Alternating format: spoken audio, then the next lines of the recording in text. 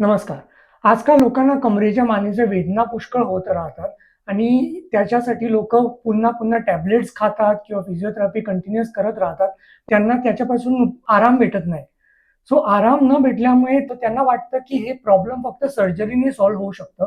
कारण डॉक्टर त्यांना सांगतात, की ही ज्या वेदना आहेत, पायात, हातात ज्या वेदना होतात, कमरेत ज्या वेदना होतात, या वेदना सर्व त्यांच्या स्लिप डिस्कमुळे ती नस दबली जाते आणि त्याच्यामुळे होतात. सो त्याला सर्जरीशिवाय पर्याय नाही असं लोकांच्या मनात एक गैरसमज निर्माण झालाय. पण आपल्याकडे हजारो अशा केसेस आहेत, ज्याला आपलं ॲक्युपंक्चर करून पूर्णपणे मुळातून ते उपचार केलेत आणि त्यांचं सर्व त्रास परमनंटली नाहीसे झालेत. आता तुम्ही एक केस बघू शकता, ज्याच्यात ती बाई एकदम म्हणजे त्रासलेली आहे. तिला अक्षरशः चालायला भेटत नाही. तिला उचलून आणावे लागते, एवढ्या तिला वेदना होतात आणि त्या वेदनेचं कारण म्हणजे तिचा फक्त स्लिप डिस्क नव्हे, तर पूर्ण कणा सरकलेला आहे आणि त्या कणा सरकून त्यांना एवढ्याच वेदना होतात, की त्याला सर्जरी सुद्धा शक्य होत नाही.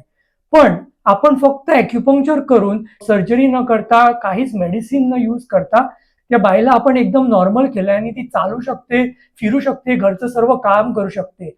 सो त्याच्यामुळे आपल्याला हे समजतं, की फक्त कणा ठीक केला, तर स्लिप डिस्क ठीक केला तरच व्याधी ठीक होईल असं नाही. त्याचं कारण वेगळं असतं आणि ते शोधून काढून आपण ॲक्युपंक्चरद्वारे त्याला मुळातून रूट कॉज ट्रीटमेंट करून त्या वेदना नाहीशा करू शकतात आणि तुम्हाला एकदम नॉर्मल बनवू शकतात. तुम्ही लोकांपर्यंत जेवढं होत असेल तेवढं पोहोचवा.